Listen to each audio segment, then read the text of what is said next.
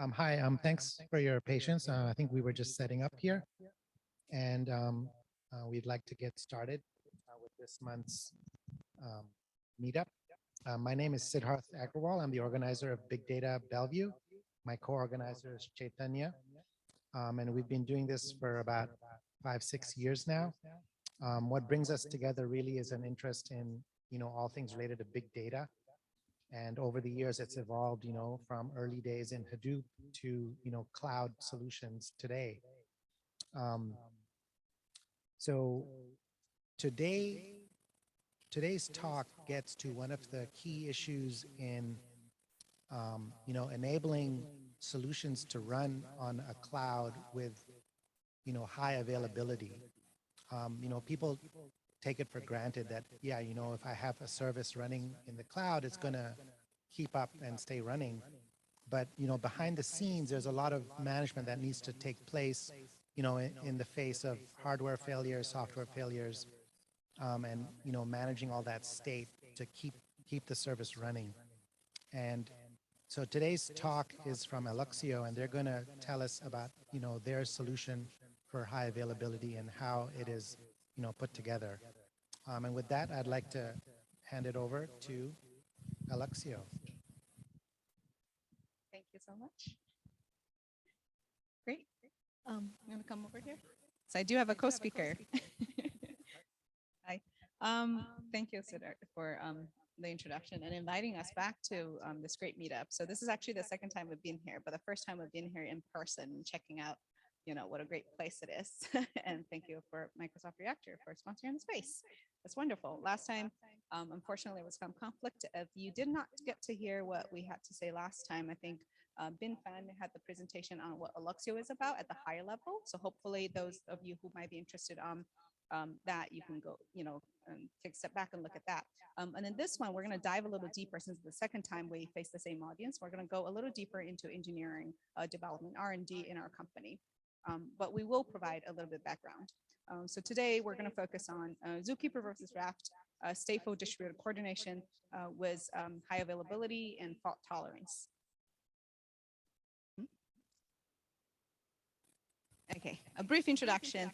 My name is Jasmine. I run the open source community as well as developer relations at Alluxio. And my name is David, and I run the metadata team at Alluxio.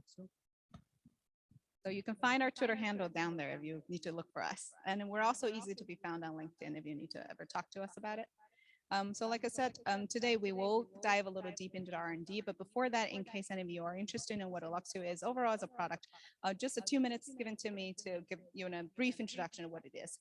So as a product, we build a large distributed system that is a new layer between the compute engines and the storage system. In this graph, you see that Alluxio sits right in the middle layer, above the storage and below the compute. And that layer should provide a complete virtualization across all data sources and that serves data to applications who do not need to worry about or care about the location of the data. Now that solution is also applicable across all environments, whether it be in the clouds, on-prem, bare metal, or containerized. So as a product, we actually, before we formed the company and built a product, it was an open source project at UC Berkeley's MPLAB. And then it was kind of, back then it was called Tachyon. I think yesterday in a talk someone mentioned that. Yeah, it was probably more famous when it was a Tachyon as a research project. We pivoted to a company, back then it was some name conflict, but it's the same group of people who continue working on it. So, and now we have about 1,200 people contributing to our GitHub. 9,000 people on our Slack, and then we're also recognized as one of the top most critical Java-based open source project by Google and OpenSSF. And we're also named one of the most valuable repositories on GitHub. So I would like to invite all of you to check it out, just to see what the community has to offer. If you at all think this might be relevant to your tech stack, and I would love to chat with you. I've left the link for the Slack channel there. So I would love to have a conversation with you if you're ever interested in checking us out. We do have two versions of Alluxio, as you could tell, because it started as an open source project. We still have an open source version. We call it the Community Edition. So the Community Edition is free for all. And then we do have, since now we're a company, we also have an enterprise edition that does help the company to generate revenue.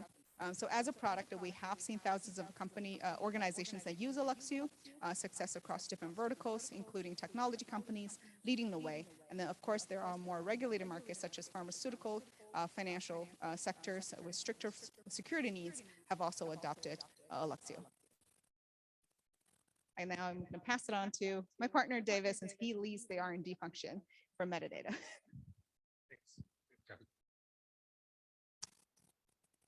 So yeah, I just want to set up the kind of context for why Alluxio is important and should be maybe considered to be used in your next project.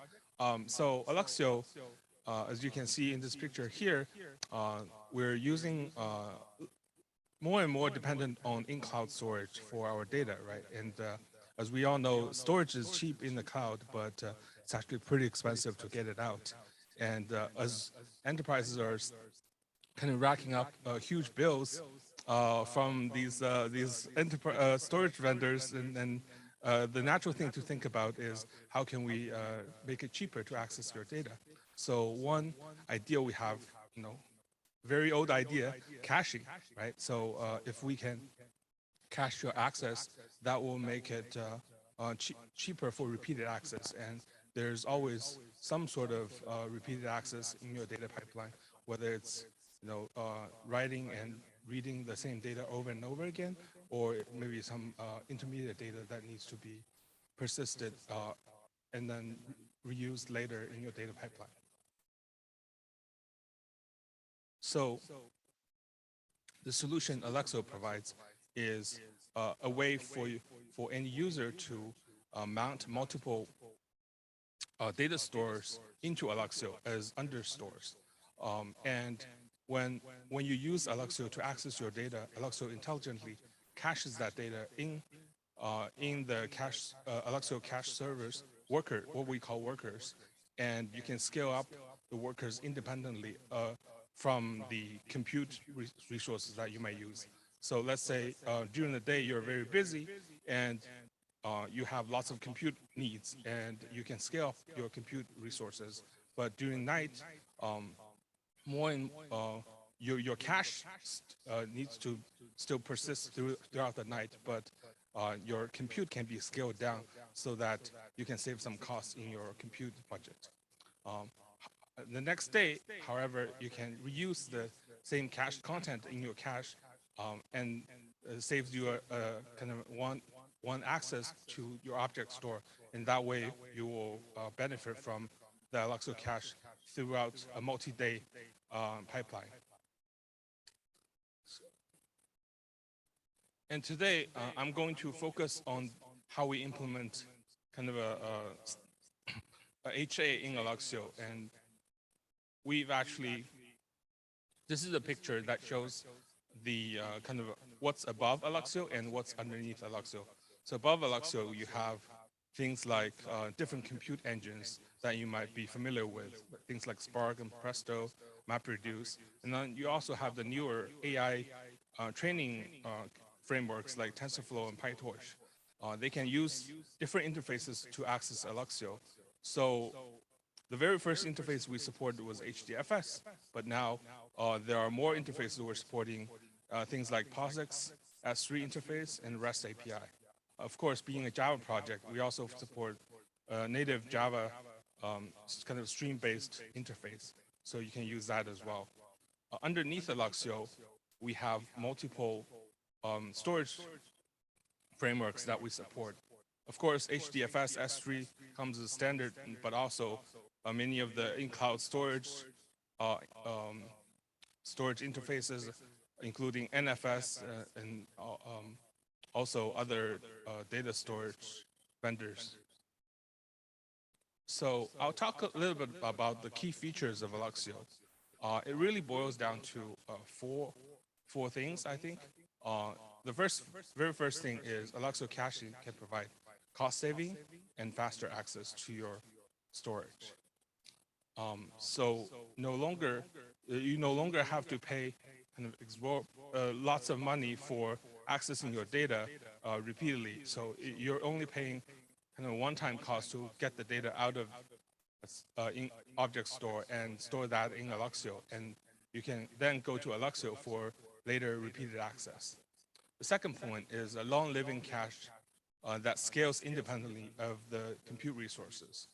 Just like I mentioned in the last slide, it's really not useful if your cache is bundled together with your compute. So if you are scaling up your compute resource, then you end up having more cache resource. But if you scale down your compute resource, the cache resource goes away with it, and that is not a place you want to be, because you are relying on those cache content for future access as well. So what good is it if your cache is kind of comes and goes as the compute resource changes? And the third point is Alluxio provides multiple interface support, which allows chaining of data pipelines across different compute engines and frameworks. Today's enterprise love to use the best tool for their job. So you might start with some ETL jobs in Spark, and you might run some queries with Presto. You might do some model training with TensorFlow or PyTorch. If your cache is bundled with any of these single framework, you're only benefiting, your jobs are only benefiting from caching if you're running your entire pipeline in one framework. What Alluxio allows is chaining of these different frameworks into a complete solution for you, so that from the first stage to the 10th stage, you're still benefiting from Alluxio cache. The fourth point is Alluxio provides a unified namespace. So in today's world, accessing data is tricky for the application developers, because they need to worry about where the data is, how much am I going to pay by accessing this data. It's constantly in the back of their minds. Alluxio allows application writers to just be more worry-free and access the data as they like or they prefer, using the interface that they prefer.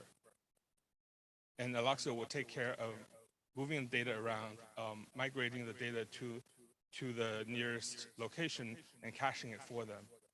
This is important because application iteration speed really depends on them focusing on one thing, and that is application logic, not where your file is, right? So that was a brief overview of Alluxio and what it can do. Next, I'm going to dive a little deeper into the architecture. So in a typical deployment, you will have kind of 4 components. One is the Alluxio master, which I will talk about in more detail later. And then you have the clients, the worker, and the UFS. UFS is what you can consider things like S3 object store or HDFS storage. And those are the file systems underneath Alluxio that Alluxio is trying to cache. And above it, you have the workers. They are the kind of the machines or the processes that actually cache the content. And master is the component that is coordinating all of these workers and making sure if a client requests a particular block, it knows to go to a particular worker to get its correct content. It's very similar to many other storage systems that you might have seen in the past. However, because Alluxio is sitting in this important path for data access, and it's allowing users to access data in a unified way, we really need Alluxio to be a reliable system. High availability is a must-have for Alluxio. So how do we achieve that? Workers can be easily replicated, and they come and go. The worst thing that can happen is you lose some cache data. It's not the end of the world. However, if you lose your master, that becomes much more problematic because Alluxio master is responsible for finding out where the block is and directing the client to the right location, right worker to read the data. We can't allow master to become the single point of failure. The first iteration we have for master HA solution is by using journals. You can think of a journal as order list of state changes that are happening on the master. So let's say we have 3 masters and one is the primary master and you have 2 followers that are keeping up with the changes that are happening to the master. So you can have, let's say you're having these operations 5, 6, 5 through 9 on the primary master. What the secondary master will do is it replace all those changes from 5 to 9 on its state machine, and it's essentially trying to replicate the state that is happening on the primary master. The benefit of doing this is we can keep the secondary master state at any point.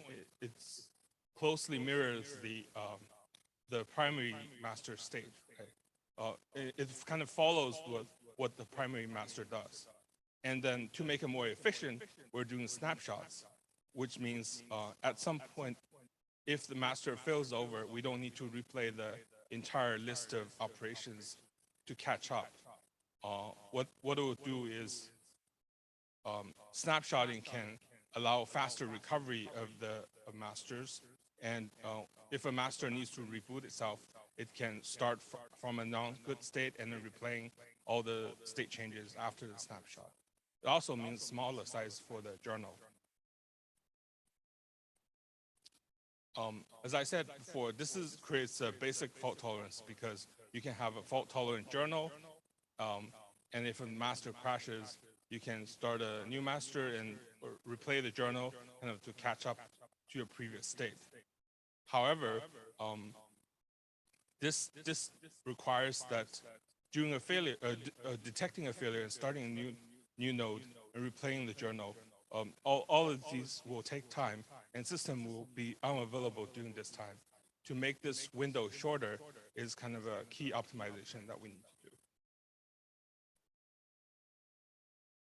do. To have high availability, as I mentioned before, we can run multiple masters, and our primary master will serve a request while the secondary master is replicating the state from the primary masters and take over in case of failure.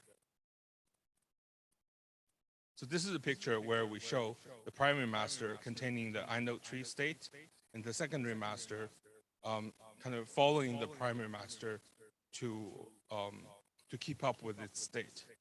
And we have a shared journal that the primary master is writing to, and the secondary master is reading.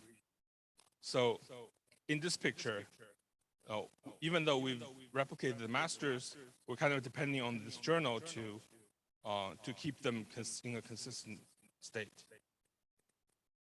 Now the problem becomes, well, the journal kind of becomes the fault single point of failure, and the masters need to agree on a valid order of journal entries. This requires consensus. So here's the first implementation, kind of our first crack at the problem. We're using Zookeeper for leader election, and Zookeeper, as many of you are familiar with, is an open source server which enables highly reliable distributed coordination. So it provides the file system semantics in a hierarchical namespace, which allows kind of atomic broadcast protocols and runs on a cluster of nodes to provide fault tolerance and high availability.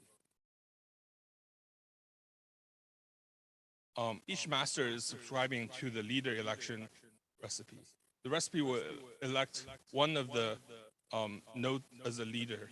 If the leader fails or is unable to be reached due to network issues or a long kind of operation that is unable to respond to the pin from the Zookeeper curator, and then it will continue to elect a new leader. UFS journal is implemented this way because we can write all the journal entries to the UFS and use the availability and fault tolerance guarantees of the UFS to implement this fault tolerance of the masters. So here's the question: does the leader election solve all of our problems like this? Not quite, because Zookeeper will ensure only a single node is chosen as a leader at the time. But due to asynchrony, many or two masters in the system might think they're the leader at the same time. And we can't have that happen because they will both try to write to the UFS journal. So multiple nodes can be maybe trying to write to the journal at the same time, and that is a big problem. And we solve that by using the atomic semantics of some of these UFS. Namely, HDFS provides this semantic. Unfortunately, some of the newer object stores no longer provide this semantic, and which is why we had to transition to a second solution. Right, as mentioned just now, that the UFS consistency guarantees the UFS only has a single writer at one time. And this is how we do it. Because rename is atomic on HDFS, we create log files and only complete them when the master, so we can only create new journal files if a master completes a previous one. So they are sequenced in this manner. And completion of files are when one of the journals is completed, we kind of rename it into a different name with the different name attached to it, so that it indicates the file has been completed.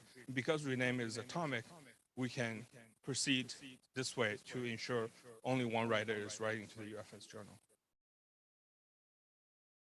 So this picture shows an example of that.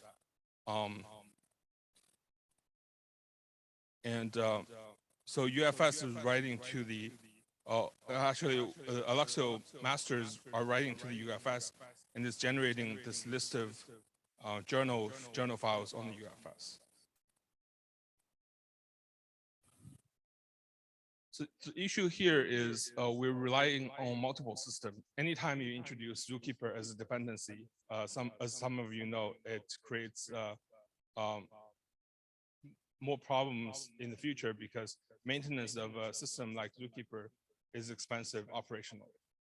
And different UFS have obviously different consistent models. Excuse me.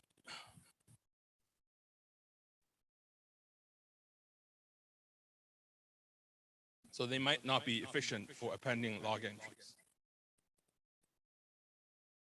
So this is why we moved to a second implementation, the Raft journal. So in this model, we're using journal as kind of a deterministic state machine. The input is still the commands, but we're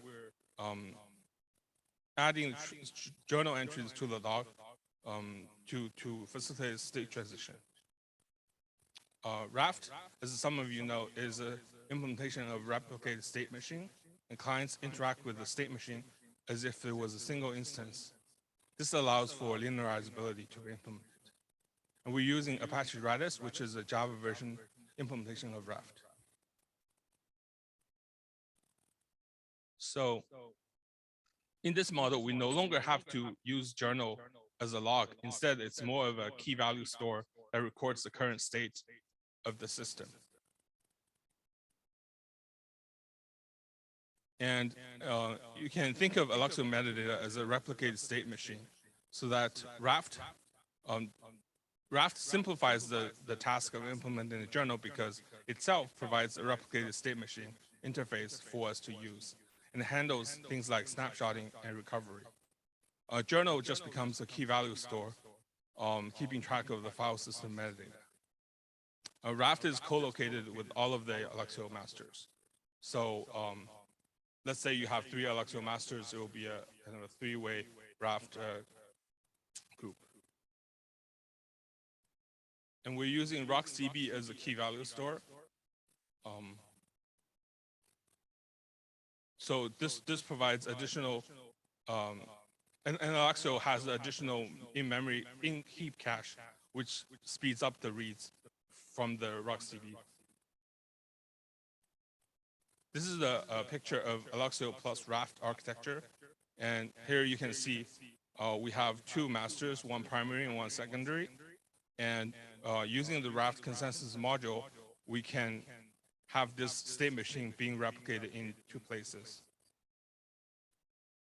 So the advantage of this comparing to the previous system is that we don't require an external system in this model. So no Zookeeper dependency is needed. And we're using journal as a key value store. It's a higher level of abstraction, which allows us to think of other optimizations. And we're no longer relying on UFS rename semantics. And that semantic is less and less common in today's world. How's the performance? The journal operation stores locally on the masters. So the performance is quite good. And because we added caching to RocksDB, in-heap caching to RocksDB, and that improved the performance even further. Other systems are also kind of jumping on the train of Raft and using it as a way to implement HA. And that's it for my talk. Thanks.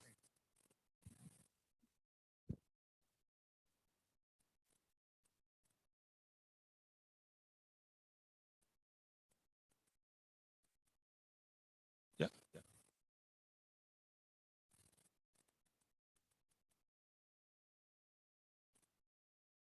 Was there a question?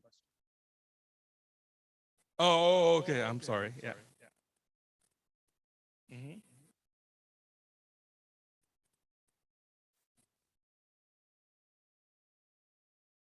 No, this was just mentioned here as related work kind of thing. So, yeah.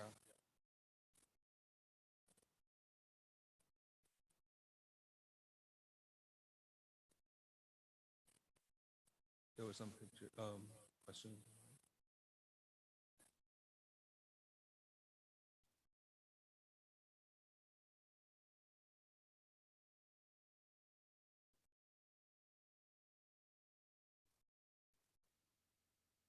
Benchmark about HA.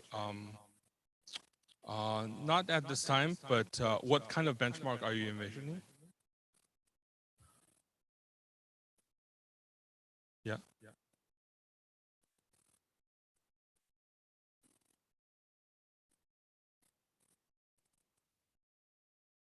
Right. So we have our kind of fault injection tests to try to introduce fault into the system and testing failover. But in terms of benchmark, I don't think we have that right now.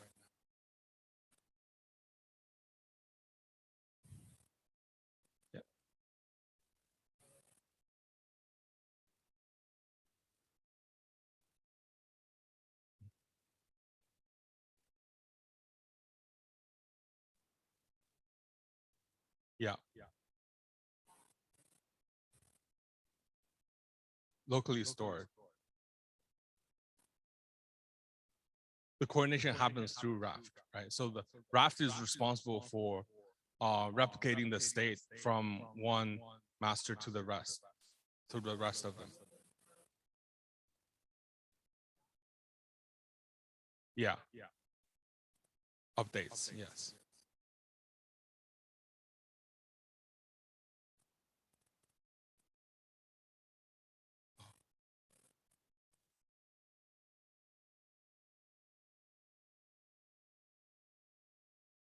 Yeah, the question was, are there configurations to change the frequency of snapshots? Yes. The previous question was, how does Raft work, help with replicating the states onto different masters? Mostly it's Raft provides this replicated state machine abstraction, which allows us to kind of transfer the state that is stored in RocksDB to other masters.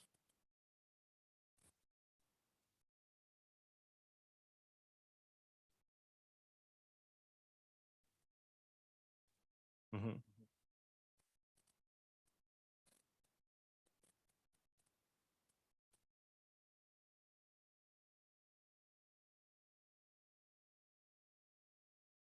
Not sure I understood the question. So lose one of the masters, or yeah.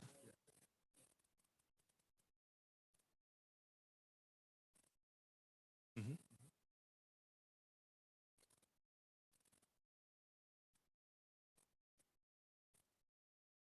So typically we do not run Alluxio masters across regions. Yeah, across clouds.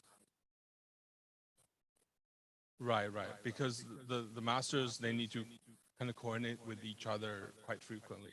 The cloud communication would be too expensive.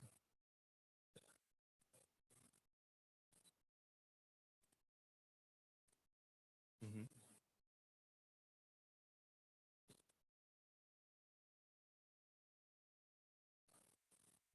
Right. So the question was, what I keep forgetting, repeating the question.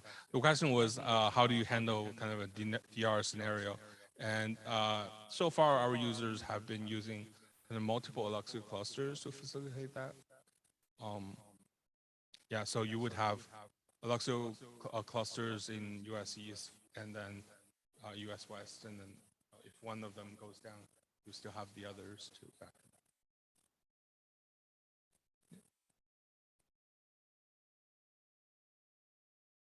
Cool. All right. Thanks. Thank you. I think I forgot to mention, so we do have the recordings. I think I'll have my team send the link of the recording to the organizer of the meetup so you guys can access it. And then I think it will also be published on Alluxio's YouTube channel. I'm not sure. I'll check with my team. Thank you, everyone.